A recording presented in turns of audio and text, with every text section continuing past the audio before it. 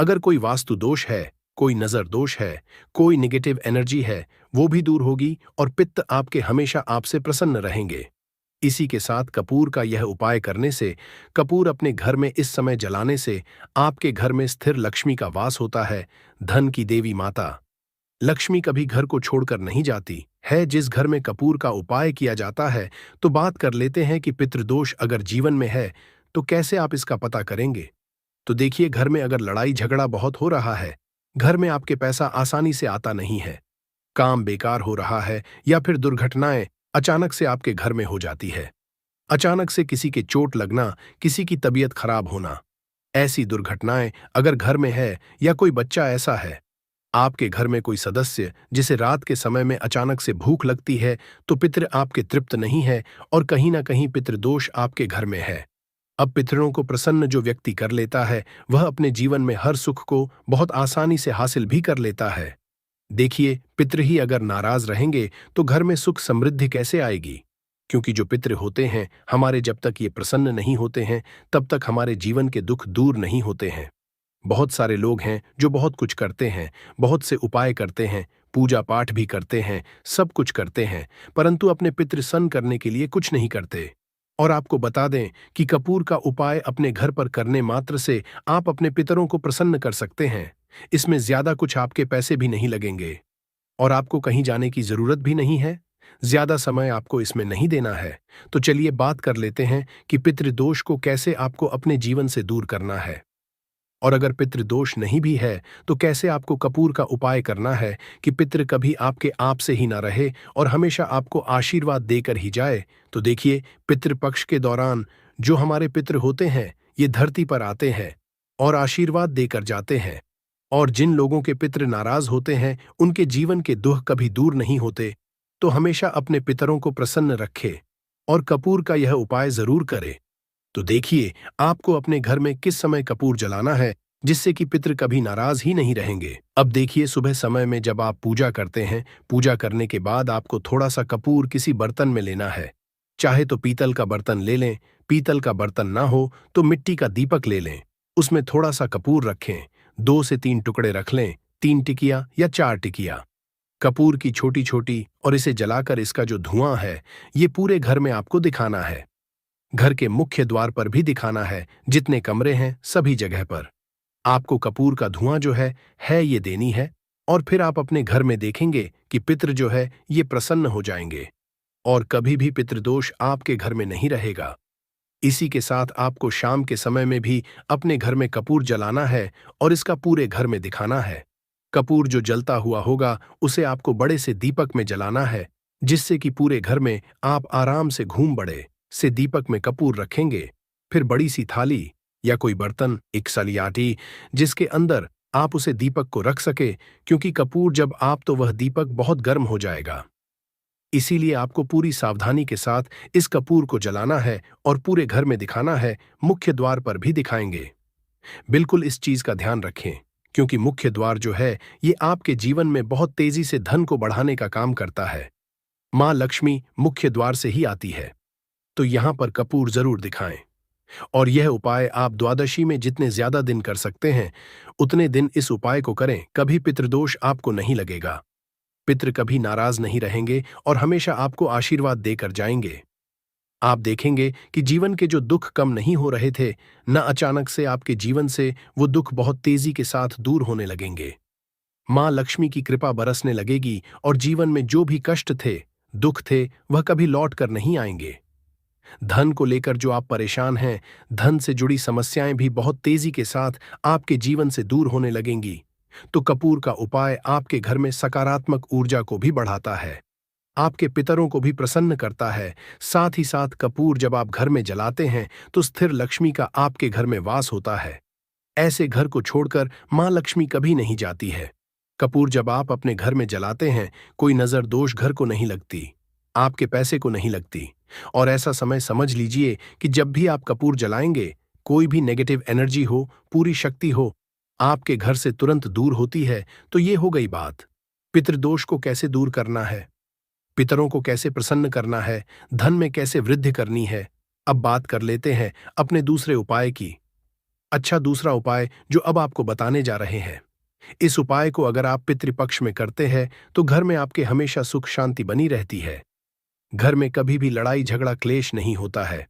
घर के कामों में यानी आपके घर में कोई भी आप अपना बिजनेस करते हैं, नौकरी करते हैं, व्यापार करते हैं, उस काम में कोई नहीं आती है और आपके कार्य को कभी किसी की नजर नहीं लगती, क्योंकि यहां पर पितृ आपकी रक्षा करते हैं एक तरह से और आपके घर पर कोई संकट नहीं आने देते हैं।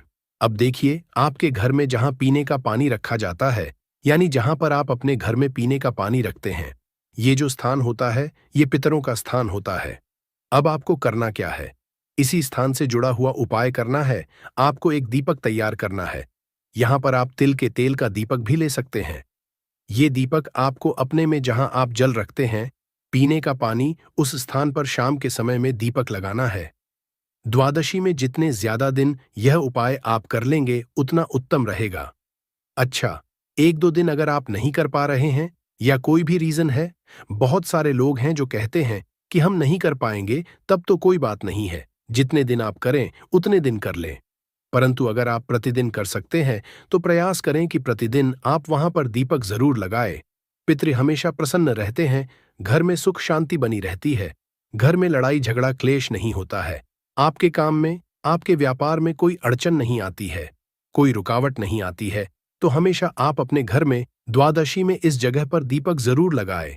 इसी के साथ अगर चाहते हैं कि आपके हमेशा आपसे प्रसन्न रहे, अगर नाराज हैं तो भी प्रसन्न हो जाए और नाराज नहीं भी हैं तो कभी आपसे नाराज ही ना हो, तो पितृ पक्षा में कभी भी भूल कर भी आपको अपने से बड़ों का या अपने से छोटों का अपमान नहीं करना है। जितना हो सके आप अपने से बड़ों का मान सम्मान करें, छोटों को प्यार दे और आपके घर में जितने भी बुजुर्ग लोग हैं, ठीक है ना, उनका आपको बहुत ध्यान रखना है, विशेषकर पितृ। वैसे तो हमेशा ही आपको उनका ध्यान रखना चाहिए, परंतु द्वादशी में विशेषकर उनको आपको उनका ध्यान रखना है। साथ ही साथ दीपक वाला उपाय जरूर करें। आप अपने घर में पीने वाले स्थान पर जहां पीने का पानी रखते हैं वहां दीपक जरूर जलाएं। और कपूर का उपाय तो बहुत ही उत्तम है, इसे करना बिल्कुल ना भूलें। द्वादशी में आपको किसी भी पशु पक्षी को भी परेशान नहीं करना है, वरना आपके पितृ आपसे कभी प्रसन्न नहीं रहेंगे। इसी के साथ बात अगले महत्वपूर्ण और प्रभावशाली उपाय की, तो दोस्तों 19 दिसंबर 2024 गुरुवार उदया तिथि के दिन करें तुलसी की मिट्टी वाला ये एक उपाय। भगवान श्री हरि विष्णु और माता लक्ष्मी जी के आशीर्वाद से जीवन के हर कष्टों से तुरंत मिल जाएगी। आपको मुक्ति, आपकी हर मनोकामना होगी पूरी और दोस्तों खुशियों से भर जाएगा, आपका घर बन जाओगे, आप करोड़पति। क्योंकि दोस्तों इस बार गुरुवार उदया तिथि पर बहुत सारे शुभ योगों का निर्माण हो रहा है जो कि कई वर्षों बाद आया है। इसीलिए दोस्तों इस दिन का महत्व बहुत ही ज्यादा बड़ा होता है और इस दिन आप लोगों को यह तुलसी की मिट्टी वाला उपाय जरूर करना चाहिए, जो कि पंडित जी ने अपनी अभी की ही कथा में यहां पर बताया हुआ है। तो दोस्तों इस उपाय को आपको कैसे करना है, कब करना है, कहां पर करना है और उपाय को करते समय आपको किन किन बातों का ध्यान रखना है, ये सारी जानकारी हम इस वीडियो में देंगे। तो चलिए दोस्तों वीडियो में आगे बढ़ते हैं। देखिए, यह दिन इतना खास होता है, इतना महत्वपूर्ण होता है। देखा गया है कभी कभी बड़े बड़े पूजा पाठ अनुष्ठान से जो मनोकामना पूर्ण नहीं होती है, वह 19 दिसंबर 2024 गुरुवार के दिन एक छोटे से उपाय करने से ही आपकी सभी मनोकामना पूर्ण हो जाती है।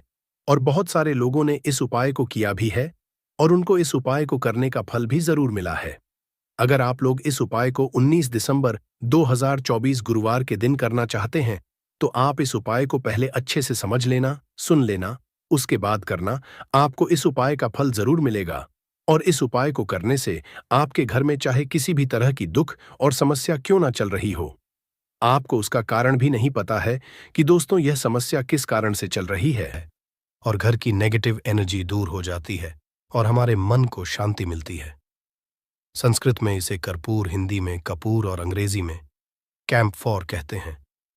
तो पहला जो है, आपके घर में लड़ाई झगड़ा बहुत ज्यादा होता है, छोटी छोटी बातों पर ही गाली गलौज होने लगता है, परिवार रिश्ते भूल जाता है कि कौन बड़ा है कौन छोटा है। तो इसके लिए आपको क्या करना है, आपको एक कपूर का टुकड़ा ले लेना है, एक पीस कपूर ले लीजिए। मार्केट में आपको 3 तरह के कपूर मिलते हैं, पहला गोलाकार का, दूसरा चौको आकार का, तीसरा भीम सैनिक कपूर मिलता है, जिसे हम डीला कपूर या देसी कपूर भी कहते हैं।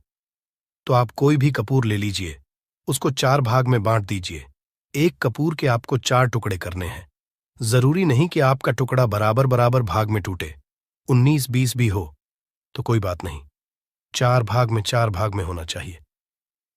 बस अब आपका एक कपूर का पिस 4 भाग में बट गया। अब क्या करना है?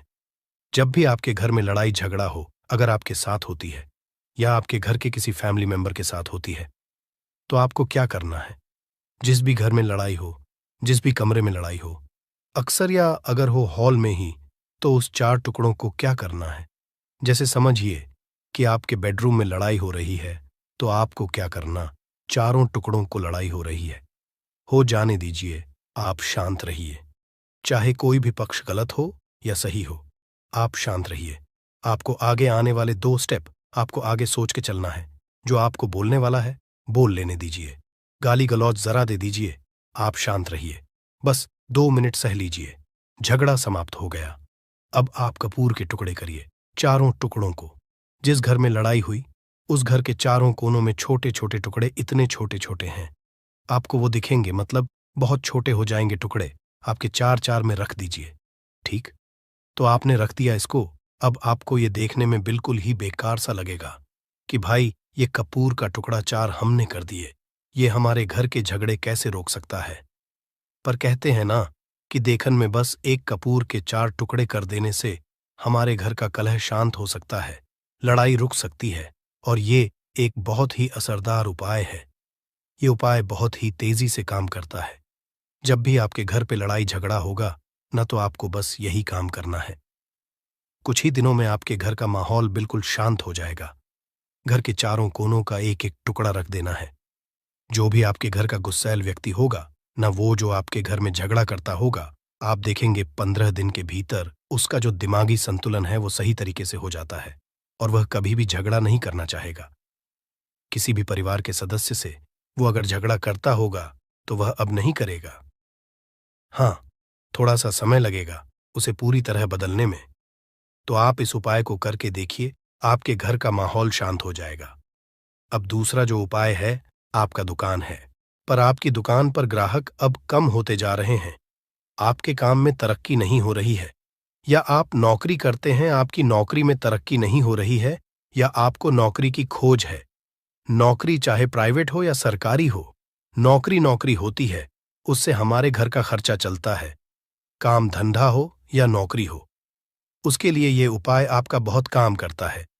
घर में अगर सुख, शांति, समृद्धि की आपकी कमी हो गई हो, आपके घर में पैसे रुपए नहीं बचते हो, आमदनी या ठानी और आपका 2-4 रुपया ज्यादा ही हो जाता हो, तो आपको क्या करना है? आपको करना, एक कांच का कटोरी ले लीजिए। कांच की कटोरी में आपको 7 पीस कपूर के डाल देने हैं, 7 पूरे के पूरे। 7 गोली कपूर की डालनी है, चाहे डालिए या गोल डालिए। 7 आपको कपूर डाल देना है, 7 पीस। फिर उसमें आपको मेडिकल पे आप जाएंगे तो आपको वो साइड साइज में देते हैं, वो नहीं, आपको फिटकरी लेनी है। जैसा गुड़ होता है ना, तो उस तरह का वो ढेला फिटकरी आपको किराना दुकान पे, राशन दुकान पे मिल जाएगा। 2 छोटे छोटे टुकड़े फिटकरी के ले लीजिए और उसमें एक सेंधा नमक का, सेंधा नमक वही है जो हम व्रत त्योहार में खाते हैं, तो सेंधा नमक का टुकड़ा। पिसा हुआ कोई भी चीज इसमें नहीं लेना है। आपका घर का जो नमक, साधा नमक खाते हैं, वो नहीं लेना है। आपको यही 3 चीज लेना है। पहला है 7 पीस कपूर लेना है, दूसरा 2 टुकड़ा या 2 टुकड़ा आपको फिटकरी का लेना है, और 1 टुकड़ा सेंधा नमक का लेना है। इन तीनों को आप कटोरी में रख दीजिए और रख करके उसके ऊपर एक स्टील का या कोई ऐसा रखिए, छोटे छोटे स्टील का। तो आप उस कटोरी, कांच की कटोरी जब लेने जाएंगे तो उसी के साथ उसका साइज का भी ले लीजिए, अच्छा रहेगा। उस कटोरी को ढक देना है। आपने तीनों चीज डाल दिया इसमें और उसके बाद उसको ढक दीजिएगा। अब आपको क्या करना है? आप जहां भी कैश रखते हैं, आप चाहे दुकान के लिए करें या घर के लिए करें, ये सब के लिए एक ही चीज है। जहां पर भी अपना कैश रखते हैं, अगर घर में रखते हैं तो 100-50 रुपया, तो आपका कहीं ना कहीं तो आप रखते होंगे छोटे डब्बे में या कैसे भी करके, तो उसके समीप रखना है। डब्बे में आप नहीं रख सकते हैं, आपके पास उतना बड़ा डब्बा नहीं है, तो आप इस जो कटोरी, कपूर की जो कटोरी है जिसमें आपने रखा है, कांच की कटोरी, इसको उस डब्बे के पास रख दीजिए।